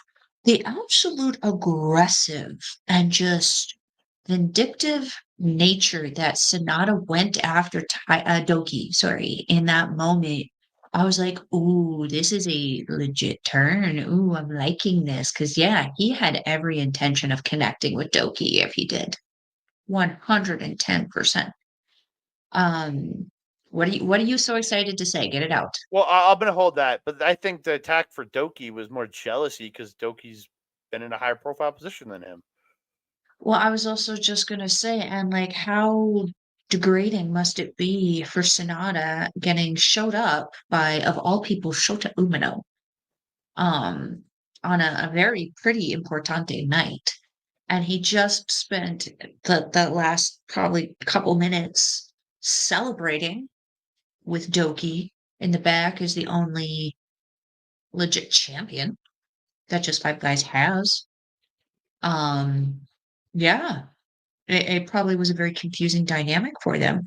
Um, real quick, I wanted to mention, okay, for the match overall, um, Finlay, I thought, did something really stupid at the beginning of the match, where he kind of unlocked Taichi's beast mode, and we have seen Taichi's beast mode when he goes into beast mode. Oh, that savagery comes out, and we saw that with that no selling when Finlay is just rattling him, and you could see Finlay was hitting him hard with those forearms. He was full pullback, full go through. If Taichi was having none of it, and then he drops Finlay with that one tough forearm. I was like, why did you do that? You know that you can like lose the match so quickly. But then I kind of reevaluated it and I was like, that was actually smart because you unlock the beast mode quickly. It exhausts Taichi. Taichi excels in these long, long matches where he is himself for most of the match and then unlocks beast mode at the end of the match. Unlocking beast mode at the beginning of the match enabled David Finlay to constantly have that one up on Taichi once he exhausted himself. And we saw that throughout the entire match, especially once Sonata got involved in that dissolving kind of happened there. Where was that one spot? There was one spot that I thought was absolutely hilarious. Hold on. There was one point where where Finlay covered Taichi and he didn't quite get a full pin on him. His feet were planked up in the air, so his like he was just kind of sitting there like on top of Taichi, but his feet were just like at a 45-degree angle, and Taichi was able to kick out of it easily. Did you hear what David Finlay said? No. He's like, "Oh, no, I get it. That was a shitty pin. That's on me. That's my bad." I was like, "What? What? Who are you talking to even?" I think he was talking to Gato at that point, but it was really funny, the banter that Finlay was kind of having because, man, he's been really sassy as of late in the ring, and I love it. It makes for so much good entertainment. Um, there were kicks by Taichi that were particularly nasty. That launch into the turnbuckle, or sorry, the post that Finlay did to the shoulder of Taichi, that was really super brutal. Um, the turn of Sonata is something that I wanted to revisit real quick because I called it kinda, didn't I? I Sure. told you. Remember there was on Japanese Wrestling Update a few weeks ago, I was like, Royal Quest, Sonata really did seem to excel at the booing of the crowd, and look what he's doing. He's listening for it. He cannot help himself. He needs the crowd. And this character, the before this one, before War Dog Sonata, the Just Five Guys Sonata, he was not connecting with the crowd. He was not connecting with the crowd in the same way that Cold Skull Sonata did. This Sonata, though, look at how he was reacting to those boos. He became alive again. It's like we've been watching Zombie Sonata for the last year in Just Five Guys, and we're finally seeing the true Sonata, what Sonata needs to be coming out in a Bullet Club faction. Now, I said that he would probably do well joining House of Torture and realigning with his former partner Evil. But let's be honest, I think this is the better choice because this is going to get Sonata International. This is going to get him better opportunities. This is going to get him heard a lot more because you don't see Just Five Guys overseas in the same way that you see Bullet Club War Dogs. I feel this is going to really give Sonata that push for his career that he has desperately been looking for, and I'm actually very excited about this. I'm not. I think Sonata is going to flounder just as bad as he did in Just Five Guys, and he's going to end up just another job guy he's going to be the bottom rung person in this team, and he's going to end up He leaving the can't team in hang like a. lower than the little dick. And he's gonna he'll be just above the little dick as one of the pubes coming out above the little dick. Come on now, I we don't both know that's Yujiro. I still don't care. I still don't care about Sonata. I still don't care. I didn't care about him when he was in LJ. I didn't care about him in Just Five Guys, and I don't care about him in the War Dust because as soon as Jake Lee shows up back up, Sonata gets pushed to the back behind Jake Lee because Jake Lee is more charismatic, better wrestler, better everything in general, and he's going to be the fresher of the two, and he's going to get more focus. So in the end, Sonata is going in about 6 months' time. Will be right back where he was with Just Five Guys as just another guy in the team, and nobody's going to care that he's on War Dogs. And the War Dogs just keep expanding, and it's the NWO. We're going to stop caring very soon because Jesus Christ, there's too many War Dogs. There's too many Bullet Club members for one. There's too many War Dogs.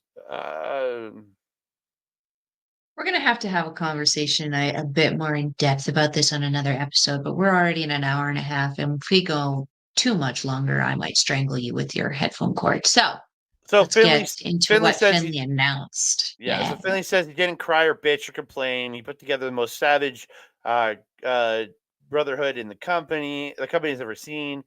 He says, you remember I was too scared to meet him today. Finlay calls out Tsuji for having beat him twice because he beat him in the block match and in the block finals match this year. And he said, don't keep me waiting, bitch. Tsuji makes So Tsuji makes some ways out. Yeah, Tsuji makes his way out. Finlay continues to call him a bitch. Finlay challenges him for the global title at Wrestle Kingdom.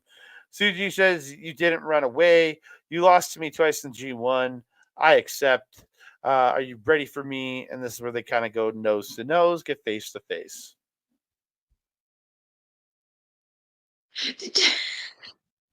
It wasn't even just the bitch. The things he was saying to poor Tsuji. Hurry up, you fatty. Hurry up, you fat bitch. Let's go. Don't keep me waiting. I was like, dude. Tranquilo your shit. But man, was it funny. I find it funny. I like this brash, loudmouth David Finlay, and I am very excited to see Tsuji in this situation. All he had to do was wait and win. And now here we are. I'm excited. Yeah. We move on to the main event of the evening. It is the IWGP World Heavyweight Championship. It is Zack Sabre Jr. with Hartley Jackson and Ryohei Oiwa defending against Shingo Takagi with nobody in his corner because LAJ does not care about each other. Again, good back and forth technical wrestling from. I'm kidding. Alleged cares. They're just all like, "Do it on your own. We don't need to help you." So really, that's not caring. Um, Good back and forth technical to start. They're both going back and forth with moves, working submissions early. Takagi starts hitting strikes in the midsection. They fall. They go to Takagi goes to the floor off of a heat seeker, which Zach gets caught, catches him in the rope and jumps up and spikes him into the mat there with Mhm. that heat seeker pile driver. Um, uh, Sabre and him going back and forth. Uh, Sabre catches a sliding lariat at one point in the ring from Takagi. This is where he goes to work on the arm, starts like working it over, and he ends up tight with submissions, and he picks it up and he ties it up and stomps it. Then he stomps it again. A lot of good back and forth here. Sabre working his submissions, trying to work down the arm and eventually legs of Shingo Takagi throughout the match. Um, Takagi gets a beautiful lariat and a tiger suplex.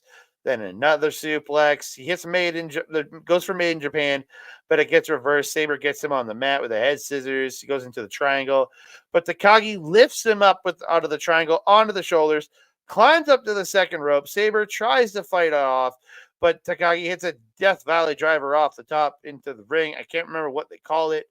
It's an old move of his from he used to come off the second rope um, of second turnbuckle when he was in Dragon Gate. I can't remember what it was called.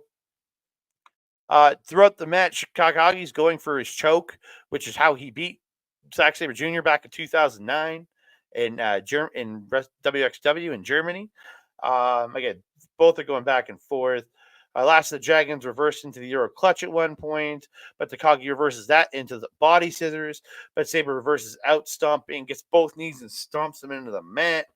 Again, these two are just killing it here. Sabre does get a Zack driver 1 point, but can't capitalize for the pin. Zack driver gets reversed into a twist and shout. Everything they're doing here. Takagi gets the Zack Sabre Jr. elbows to the neck. Brian Danielson elbows to the neck. And then it gets with the body scissor, and then gets the choke on. Sabre's fading, but he does eventually get to the ropes. Just such good stuff here with these two. The reversals, the technical, everything was just so good. The end of this match comes huge pumping bomber by Shingo Takagi, but Sabre reverses Last of the Dragon into a German, hits the PK, only gets two. They trade lariats. Sabre ends up drop kicking out the knee, picks him up, cross-legged Sabre driver, as they called it. They called this one a Sabre driver because he had the legs tied up instead of just the cradle. He tied the legs up. Sabre driver for the win. God, this was good. Man, these two never don't deliver together. Oh gosh, yeah. This is one of those legitimate fight forever kind of matches. Takagi just has this incredible ability. We've seen it with multiple people throughout his career. It doesn't matter how many times he faces them, he is just capable of being able to come up with these crazy, unique, one of a kind matches every single fracking time. And to me, that's just like that's the toppest of tiers for a professional wrestler that you want to have. But then to pair him with someone as incredible as the wizard, the magician, the technician, whatever else we can call him, Zack Sabre Jr., it's so good. I really liked so Zack, I don't feel that he has a limited move set because his submission ability is just like an endless rollout list that could roll down my first flight of stairs there, out my front door, and probably down to the road. But I feel like other than that, his stuff can be pretty limited. What I liked is how he was able to take that limitation and still turn it into something fun and unique every time. because every time he fed into a move, it was exciting and it was coming out of something else. So like the neck twists that he was doing a lot of in this match, they didn't become repetitive or redundant to me or boring because he was feeding into them in a very unique and different way than what he did the time before, the time before, and the time before. Same with that arm stomp that you were mentioning that Shayna Baszler does quite a bit. He fed into it in a couple different ways, so it didn't become repetitive or overdone. It wasn't like a thrust kick situation where it became a super kick, super kick, super super super super super super kick, super kick party. He didn't have to do that. It was fun. It was unique. It was diverse. It was variety. It was perfection. This was a great match. I've really had a lot of fun with this, and it was a perfect way to kind of cap off the show. Yeah, and Sabre did say he's never beaten Takagi uh, by anything other than submission, so he wanted to finish this with the impact move, which is why he busted Mhm. a Sabre driver. And if you watch Sabre, he's slowly adding more striking different moves into his game. So like Yeah. he is evolving it. He's not quite there yet, but he is evolving in there. As he bulks up a little more and more, he's adding in the strike game. Mhm. And he honestly doesn't need to move very quickly on it. Like, the No, slow build for it is very, very good for him, and it keeps us guessing. And it's not like some people who pop off every fracking thing in their list of arsenal that they have in one match, every single match they do. I like that slow build. I like that slow introduction. It gives us something exciting to look forward to going forward in the matches. you mean like that guy, Shota Umino, who hits everything he That has is and a everything? terrible picture. Yeah. So Umino does come out and challenges Sabre for the January 4th match at Wrestle Kingdom. And Sabre seemingly he challenges Sabre to a title match anywhere, anytime of your choosing, and Sabre agrees uh, Mhm, to that.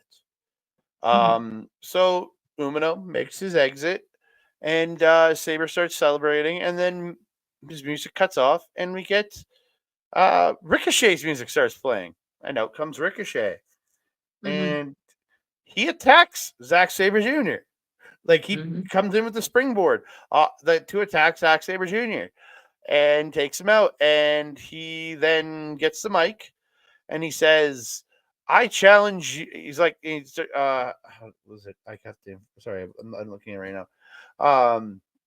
He says he wants to. He says he wants to win the belt, and he congratulates Zach on getting the championship. He says the one who holds the belt it has all the influence and is the best in the world. He wants the power. He wants the title, and he challenges him for January 5 at Wrestle Dynasty. He said January 5 and not January 5th. Come on, man. You're a native English Right? speaker. Oh, you're a native English speaker. Oh, you got me with that one. Holy shit. Oh, yeah. I look forward I'ma to this say match. this. Yeah, I was gonna say, Imma say this. I would look forward to this in the same way that I would look forward to Zack Sabre Jr. and Will Ospreay. Because essentially, I hate to say it, that's pretty much the same person. It's just one is bald and the other one's Will Ospreay. Um, here's the thing though, the January 5. My guy, this is not you're not world champion over there. Like, come on.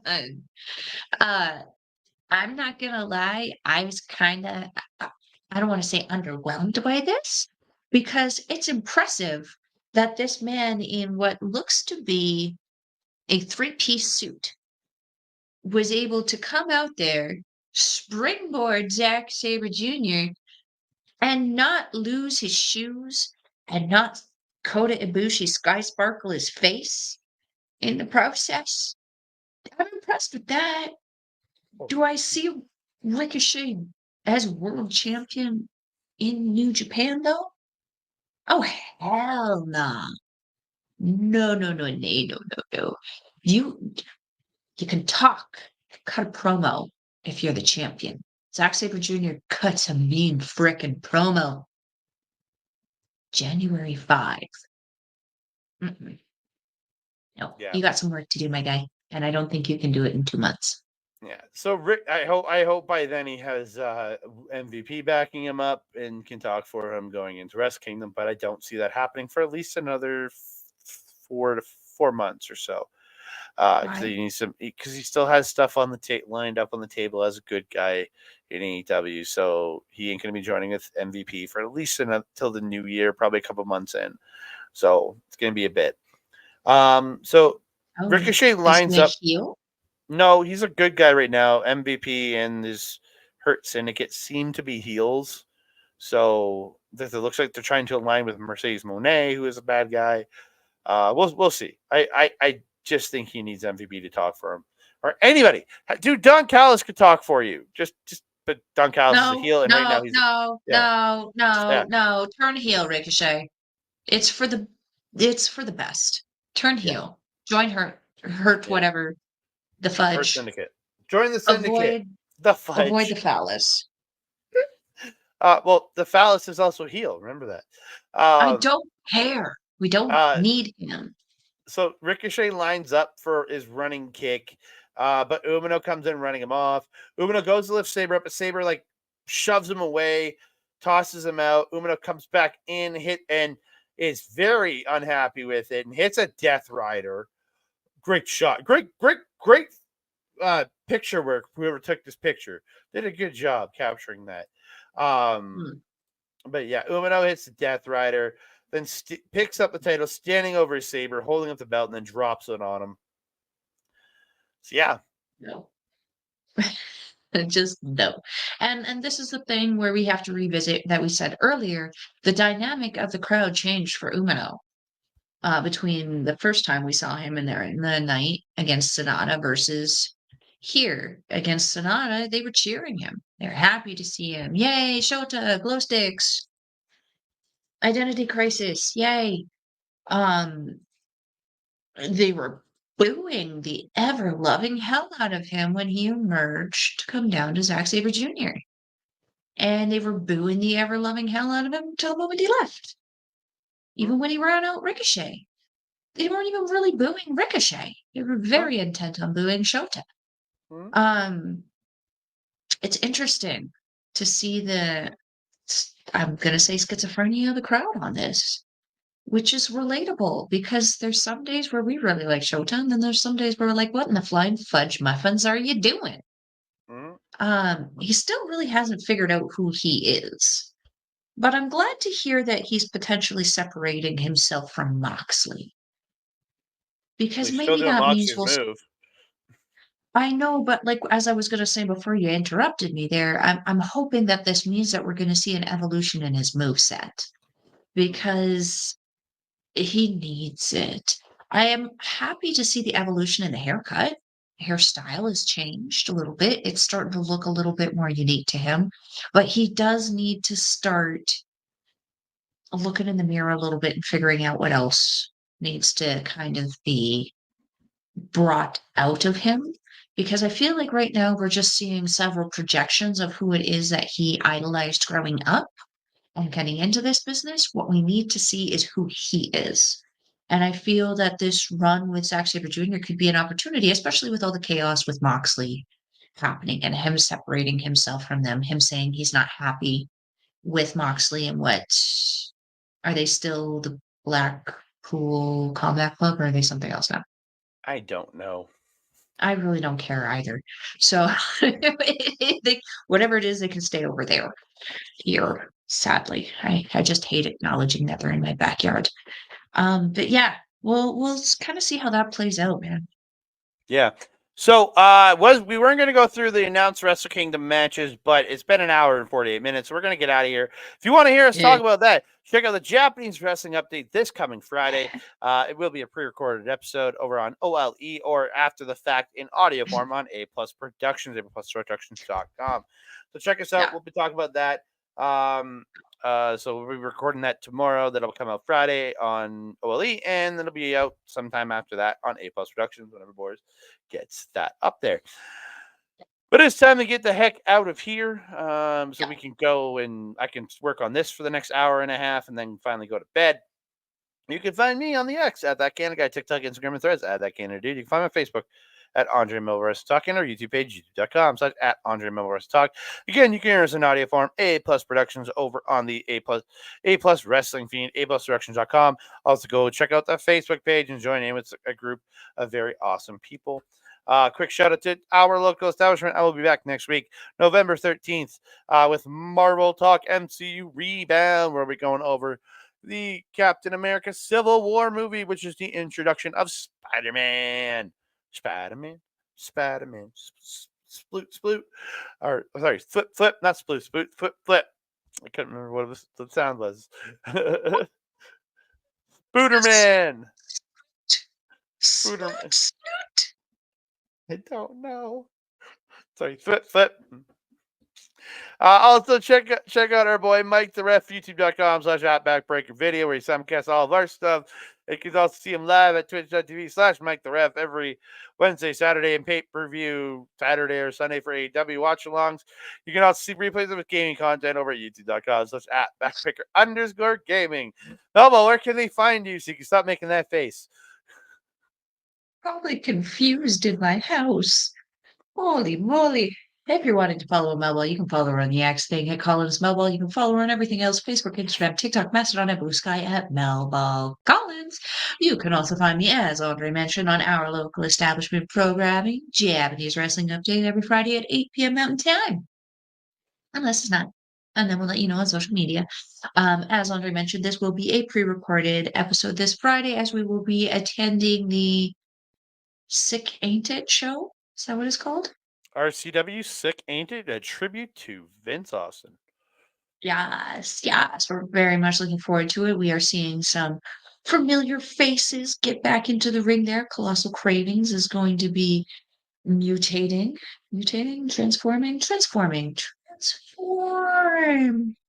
No, Remember Mario reverting. Galaxy? Reverting. Okay, sure. We'll go with that. We'll see Colossal Cravings there. We're going to see some of our favorites, Kamikaze, Cody Mack, hopefully Son of Irish. Mitch Clark, love of my life. Excited for that show. You can also find me on Astro Pizarro's YouTube channel, where we do our show, Ladies. Oh my God, he's the love of my life. You distracted me. I was trying to get to it before you got off it, but It's because I didn't do my heart, right? Anyway, you can also find me on Astro Pizarro's YouTube channel, where we do our show, Ladies Wrestling Showcase. We will hopefully be having a show coming out very, very soon. She is very stressed right now with all the changes happening in work and her country, so we are going to be getting on that when she feels better. Do we have a ticker for the new one yet? I don't think we do. So we will be having a show hopefully coming out in the next 2 weeks with the amazing Astro Pizarro, as well as the amazing Auntie Collins, for our local establishment called Ladies or Women's Championship Wrestling, where we are going to be checking out some of the old women's matches, checking them out, reviewing them, talking about them, introducing you to some of the women who we were introduced to in our time of becoming women's professional wrestling fans. So stay tuned to our socials to see the official release date for that bad boy. Because again, Glorious Chaos is ensuing. Where do I go from here? If you're wanting to watch New Japan Wrestling, we will leave a link in the description box down below. It is NJPW It is, I don't remember the yen price, but it is approximately 15 Canadian, which is like lower, Sean's. Oh, a little bit lower? 14 something. 14 something. Well, that's like a Sean Spears and a half, which is a day. An extra half never hurt nobody, right?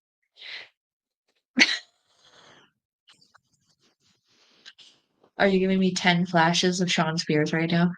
I'm not even sure what number I'm at. Oh my God, it's still an amazing price to watch some amazing professional wrestling. And if you're wanting a little taste of what NJPW has to offer you, you can check out their World TV Title Championship matches, which are all 100% free on the website mentioned, njpwworld.com. So you can check out Zack Sabre Jr., you can check out Jeff Cobb, you can see some familiar faces with Hiroshi Tanahashi, Matt Riddle, if that tickles your diddle. Doesn't mind. It was the only thing that I could think of that rhymed with riddle, okay? He's not a favorite of mine. I didn't delve into the good book of rhymes on that one. I'm sorry. Andre. Andre, my trusted friend and colleague. Sir, chin up, tits out, watch for the shoe. Why are you dying? What did I say? Diddle. I was ashamed of that, so I hid. Oh, okay. Well, we have to close out the show still, so. Andre, my trusted friend and colleague. Do you have anything else to say to the beautiful people? Diddle. Dingle dangle. I just want to thank y'all for joining us here. If you're listening to us on A Plus Production, please like the feed on whatever podcast app you are on, and go to the Facebook page and join it. If you are watching us on the YouTube page, please like the video, subscribe to the channel, comment down below, because we love talking to you guys about all the great professional wrestling that there is out there. Don't forget to share us with our friends, family, and people who own clothespins. And don't forget to hit that notification bell so you can be alerted every time we drop a new video. Ding dong. I don't have clothespins. Hello. Oh, sweet baby Jesus. That being said, Hello. I'm Mel Ball. Or there is Unhinged Andre. We will see you next time. Adios.